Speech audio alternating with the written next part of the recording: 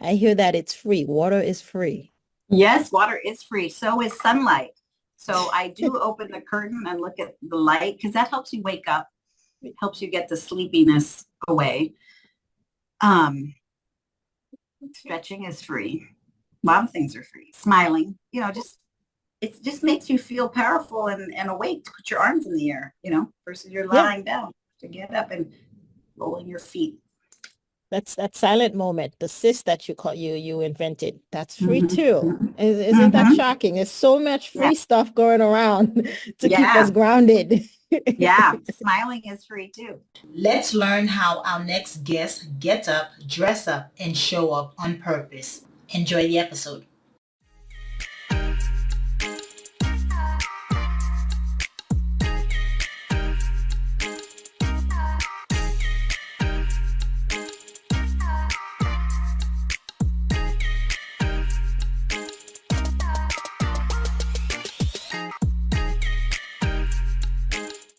Hello, morning enthusiasts. Welcome to the Best Morning Routine Ever podcast. I am your host, Dr. Lunid, and I'm elated, as you can tell. I'm just super excited to have our next guest on today, Rebecca Macieira-Kaufmann. Now, she is a young lady, young spirited, and I'm excited to have her on here because a former Fortune 50 Globe executive.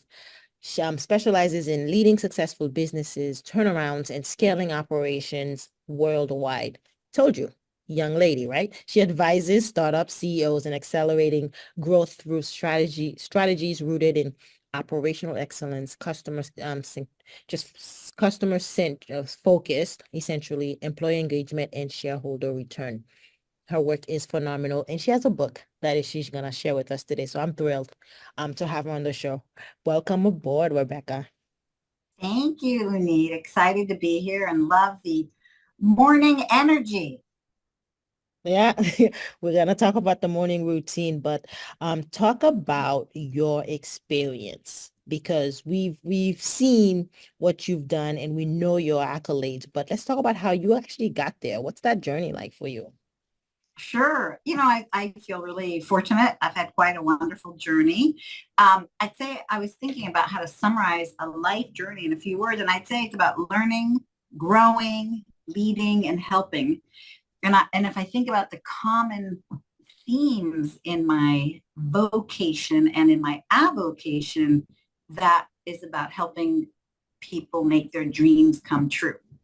So it's been a great journey. So in all my international work and in my small business work and my banking work and then the wealth management work, it's all about helping people make their dreams come true in my vocation. Saving to buy a home, saving to start a business, saving for retirement, saving to pay for college. These are all the things you get to do in financial services. And in my avocation or my hobbies, I was, for instance, president of JVS, and we help people from around the world come to San Francisco and get jobs here. And, it is so important when you have a job, then you're able to provide for your family and make your dreams come true. So that's just examples of the kind of journey I've had. I can give you as much detail as you want, but that's how I'd sum it up. We should put that on a pillow. Making people's dreams come true, because then you get to wake up with a purpose, right? Like you get to Yes, wake up. every day. Yeah. And it's funny now that I advise startup CEOs and some Fortune 50 CEOs, it's really about helping these executives thrive with ease, which is their dreams, Yeah. besides making successful businesses, right? But in the day to day, it's like, how do I thrive with ease versus probably, feel like I'm dying with exhaustion and complexity, right? And burnout. You help quite a bit of start companies with in the early stages, and they want to feel that fire because they left the 9 to 5 so that they can wake up with a purpose and be able to achieve that. Sure enough, though, a lot of time we burnout comes with that, and lack of clarity comes with that. Talk about how being part of the RMK group, how you provide clarity. Sure. It's really fun because it's true of all size businesses, and there are just some unique twists when you're a startup versus a large corporation. But the four pillars that you mentioned in your intro about me, sort of the ones I've lived by either when I'm managing an existing business, when I'm turning around a business that is in trouble or not growing, they all apply, and they apply to startups. And those are customer centricity, employee engagement, operational excellence, and shareholder return. And so for a startup, it's you got to have customers, and they have to be ones that you retain. So that's a lot about the engagement. And you've got to bring your employees along and develop them and get them excited about the vision. And the operational excellence covers just a huge amount of stuff, if you will, regulatory, providing to the client what you say you're going to give, right? You can't promise something and not deliver it. And then the shareholder return, especially for a startup, is revenue, revenue, revenue. And oh, did I say revenue? And of course, it has to grow quite a bit. So, but in an existing business, I'd say the shift on shareholder returns, there's just a gazillion more ratios about return on assets and return on capital and, ROIs. There's just but when you're in a startup mode, it's about getting your revenue and your ARR and the repeatable revenue. And so the way I approach it with startup CEOs is you have to set the vision or your plan, or what I would call your true north, and share it with everyone, the vision. Where are we going? Then how are we going to get there? Next, you have to define what are the measures of success to achieve that true north, your plan, your vision. And now how are you going to measure that you've arrived? What are the milestones? Then you have to inspect what you expect. Are you achieving those milestones on the time plan you have? And then you lastly have to hold yourself and your team accountable. So those are just a few of the things I do with startup CEOs or CEOs. I imagine an umbrella and the person on top, there's all this flowing out, right? And it's the 4 pillars that you talk about. You got to be all right, you got to be making money, right? But I imagine the person at the head is what your focus is on. How do we get you in the right mindset so that you can actually lead? Yes, and because you're driving the culture. And I like your idea of the umbrella. This has to have the flow back up, because really the leader is only as good as how well they can listen to the team, who's may, as you get bigger, be the ones who are closest to the customer. I mean, often in a startup, the CEO is super close to the customers. But as you grow, I have companies that now have 100 employees or 600 employees or 1,000 employees. I have some that have hundreds of thousands. But for the startups, when they're getting to these B, C, D stages, they're starting to grow.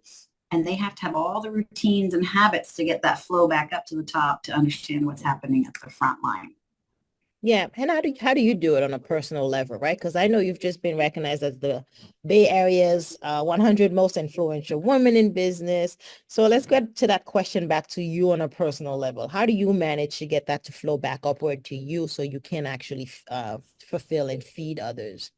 Sure. So when I was running, let's say, a business in California that had about maybe 5,000 employees, I made sure that I did what I would call site visits, lots of site visits, meeting with team members. You have to be present. Then sometimes with different kinds of roles, either a customer service role or a banker role or a wealth manager role, holding roundtables of brokers, mortgage lenders. I would hold roundtables with different, say 8 or 6, and have a brown bag lunch and just ask questions. What's working? What's not working?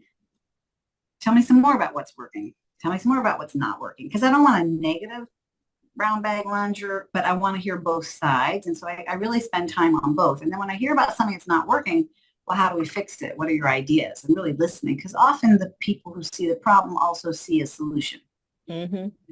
And then empowering people, if you can, to drive that solution, and then finding out, are there things that they can't drive the solution of, and do they need my help, and what is that? Is it reviewing a policy? Is it funding? There's all kinds of solutions, right? Is it bandwidth and staffing? I'd say a lot, at least in a bank, is it would be policy, and it'd even be unknown of why was that policy in the way. Sometimes it just was a misunderstanding of the policy, So I think there's lots of ways to get feedback. Surveys, if you want all 5,000 people, let's say the team I have, customer letters, reading them, because a lot of customers write letters and tell you what's good and what's bad. We did a lot of Gallup surveys of our customers and reading what they said, the verbatims. I mean, you just use all these different sources, social media, see what people are saying about your team and your products and your company on social media. So all these are sources of rich information for what they think about your company, and on Glassdoor and other sites, what they think about working for your company or for you. So I think you pull all those sources together as your rich quilt of feedback. So you were the undercover boss. Undercover boss. You know, some fun things where I used to have something called a failure meeting. And when something failed, an audit or failed, I'd pull the team together and say, well, let's learn what's common about the things over time that are failing. And at first people were like, oh my gosh, I do not want to go to this meeting. It sounds awful. But it became amazing because sometimes these things that were not working or failing or the gaps were the silliest things. Like once you really started to look at the trends, and they were fixable. They weren't the most complex things, but they were silly things that we were missing. And once we could see the trends, we could fix. And they were amazing improvements once we fixed them. Yeah. But you don't always know at the top of the umbrella, as you say, what that block is for someone to do their job really well, to be customer centric. What I really loved hearing about is sometimes bankers would say to me, it's really hard to be customer centric when we have policy XYZ. It's very uncustomer centric. And so we go look at that and say, well, that was not the intent of that policy or that procedure. You know, it was, and often the most common thing I found is that policy or procedure was developed, let's say 20 years ago, and stayed on the books and had no relevance to the current life of that branch or individual. Yeah. And you gotta go in and clean that up. Yeah. And speaking of cleaning and staying fit CEO. Let's talk about that. Be the leader of your life. Yay. Oh my gosh, Fit CEO. What a fun. This is really a life. This is like it's all my life hacks. It's a fun title. I feel like I instantly get it when you say Fit CEO, like mental work that needs to be done. Wow. So over my 30 plus year career of running businesses, I listened to the questions people asked me. I used to do a lot of speaking. I still do, but not at work. But at work, I used to do a lot of speaking to the teams, and people would stand in line to ask me questions, or outside of work to small business groups or, different groups around the world. And people would stand in line to ask me questions. And I'd ask my colleagues, do people stand in line after you speak at work to ask you questions? And I'm like, not that often, a few. So I started to notice, what were their questions? And really the book came out of a lot of the questions people asked me about. How do you stay so high energy when you're in, 4 countries a month and on the road every week? How do you stay healthy and fit and motivated? And how do you drive so much success?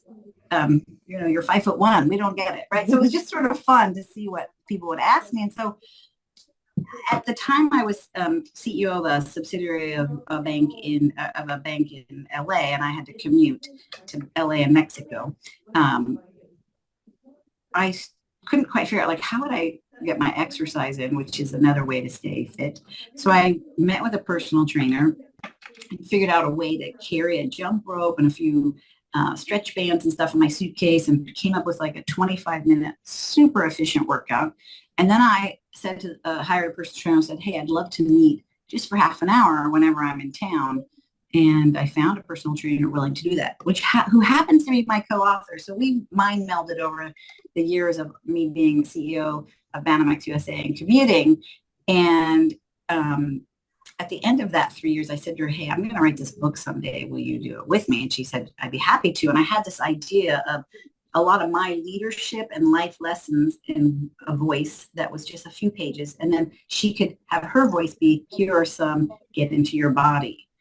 Here's how you can do that. So you'll see in the book, every chapter is just 3 pages. And then there's a section at the end of each chapter that's immediate and imperfect action to take, or get into your body, or pen to paper. So it's very action oriented, and it can be a read through in 30 days, a chapter a day. It can be a read through in 2 hours flat, or it can be a resource guide, and you open up to oh, I feel like I'm burnt out. I want to recharge my batteries. We'll open up to the chapter on recharge my batteries.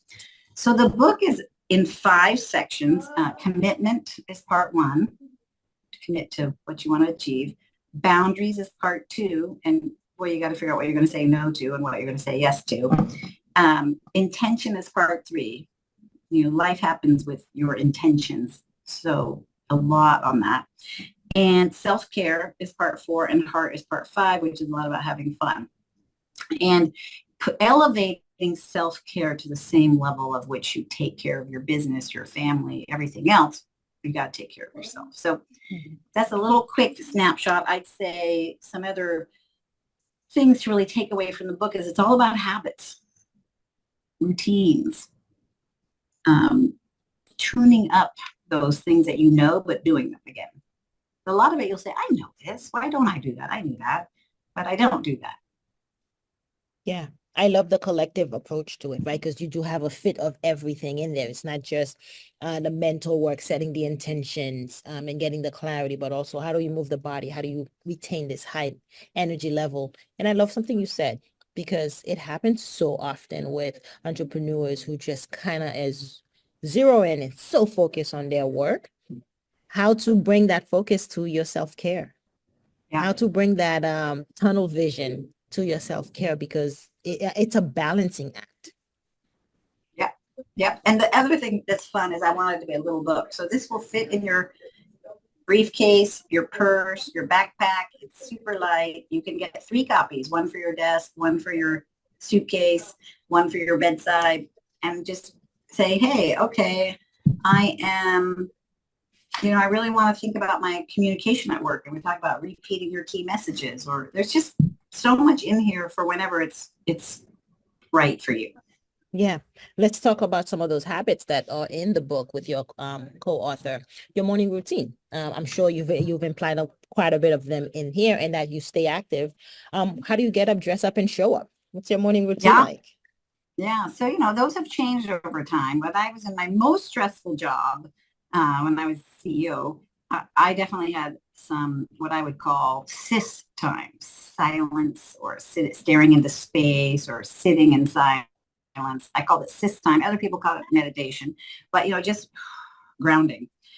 Now that I don't have that level of stress in my job, because now I advise people, I don't actually own all the stuff they own. I actually get to be an advisor to them. So now my morning routine is much more about a lot of things that I knew I should be doing more of, and I get to do now, which is I drink 2 glasses of water when I wake up.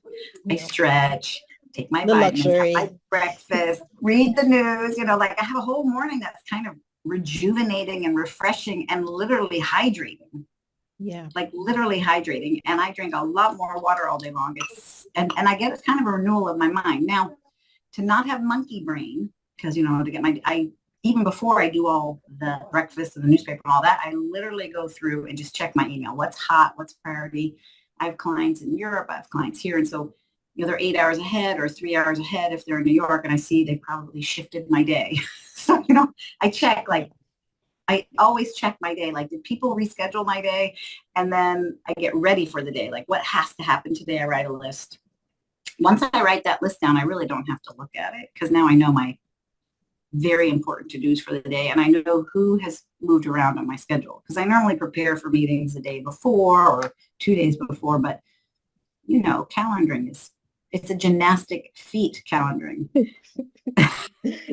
So then I come back after. So I definitely have that in my morning routine, reviewing the to-do list and looking at the calendar to make sure the day is unfolding the way I thought. Yeah, it's funny you mentioned drinking water and hydrating first thing in the morning. You know what I heard? I hear that it's free. Water is free. Yes, water is free. So is sunlight. So I do open the curtain and look at the light, because that helps you wake up. It helps you get the sleepiness away.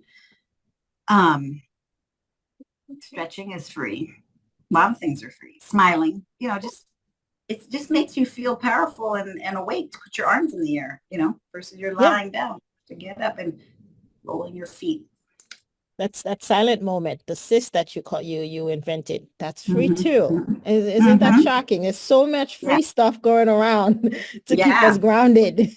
Yeah, smiling is free too. What an abundant world we live in, huh? Really fun. Your morning routine is exhilarating in that way that you just it's not something you're getting up and you're running to the gym, you're paying for something. It's just really just in the moment and just hydrating the money to the mind and the body. You said it, to avoid the brain fog that comes with it. And also it helps you throughout the day to show up your best self. That's the power of the morning routine. You do it so that you can show up for everyone else, and you don't have to worry about whatever else the day throws your way because you're Right, ready. right. Exactly, exactly. You, you've been primed. Let's talk about how you mentally stimulate your mind in terms of what you consume, because that's important as well. And as you, advise other entrepreneurs and CEOs, I'm sure that comes up as well. You gotta feed the mind. Let's talk about some of the stuff you're ingesting. Absolutely. I mean, okay, so my daily read is for sure the Wall Street Journal, just to know what's going on. And then there's all the things that come from specific lists. If it's the San Francisco Business Times, because I'm here in San Francisco, or if it's a weekly, The Economist. So I always have to know what's happening in the economy and the business world. And people send me articles and links. And I don't want to list all the blogs and newsletters I get, but I do scan them and see what's relevant for my clients that are often in fintech or identity tech or scaling globally. So you got to understand what's happening on some of these global issues. And then for specific kind of in-depth topics, right now I'm reading things on the brain and how the brain works and how to learn even better with your brain. So there's things like that. I'm always reading something. I'm reading another book about the missing millionaires, like what people do with their money and how they don't invest correctly sometimes. So these are just books that help me think through areas that I'm interested in. Yeah, the brain one sounds very intriguing. What can you share with us in terms of how the brain works, in terms of how we learn, especially when it comes to habits, right? Well, it's a Jim Quick. He wrote a book. He's written a lot about the brain. Mm-hmm. And one of the things I took away, I've heard him speak to, is he talks a lot about, like, when you meet someone, to say their name, like, you forget people's name. You ask someone their name and you forget it 2 seconds later, right? So a lot about, like, Lunid, it's just so nice to meet you. So Lunid, where's your name from? Like, connect their name to a meaning. Was it your mother's name, or does it mean something? Right. And then and then when you're speaking to them during the event that you're at or wherever you met them, to say, gee, Lunid, I really enjoyed meeting you. Like, by the time I'm done, or what he explains is that you said the person's name like 5 or 6 or 7 times, versus saying, what's your name? You never really retained it. And then you see them 4 minutes later and you're like, their name. It's embarrassing. I didn't even pay attention. Another thing he talks about is, I think he calls it like the memory palace, where you would think about a place So let's say your kitchen, or a place that you know really well. So let's say, and then you're going to give a speech, and then you want to memorize your speech. Well, you put the intro to your speech, and you think about it related to where you have your microwave oven, and then the middle part of your speech, you think of the stove, and then the end of the speech, you think of your refrigerator, and then you connect words to it. And so it's a way in your brain, because it's hard just to memorize. Yeah. But if you have hooks to put them on, it's much easier visually. So these are just a lot of the tools he talks about to learn faster. And then he talks about the kinds of foods you should eat, like really good foods for the brain, avocados and blueberries and eggs and turmeric and green vegetables. And so it's just all the health parts of, what are brain foods. So it's fun. Yeah. So everyone who eats it knows they're having brain food, right? Yeah. Eating brain food. I do follow him. And he's quite right on with a lot of things that he says, and I do enjoy his work. Yeah. So thank you for sharing. Thank you for sharing that. I've taken some notes. I have a presentation coming up, so I'm going to I might just use my living room. There you go. Yeah. And Fit CEO for your rejuvenation and renewal. Like, there are a lot of in the book we talk about the 4 hours to sort of reset and get resilient and renew and reflect, and all this process to be ready for the next thing. So that may help too as you prepare for your speech. I love that. I take it dearly. Tell us, Rebecca, where do we connect with you? Where can we find you, your book and all? Sure, a couple places. So I have two websites. One is my whole business, rmkgroupllc.com. And I have a book website, fitceobook.com, all one word. And on all of those, you can see how to get the book, Amazon, every bookseller. You can order it anywhere. And then in at rmkgroupllc.com, there's a click like connect with me, email me, and it gives my email address, Rebecca@rmkgroupllc.com or Rebecca@fitceobook.com. So all of it works. Amazing. You have been so natural at this. Thank you so much for spending the time and energy with us today. Really appreciate it. A pleasure. Thanks for inviting me, and I hope you have a fantastic rest of your day. Super. Thank you. Hope you enjoyed today's episode. Please comment and tell us what was your favorite part, your favorite habit that you are going to try out for yourself today. Comment below. If you haven't already, be sure to subscribe. Until next time, I will see you at the top of your best morning routine ever. Stay blessed.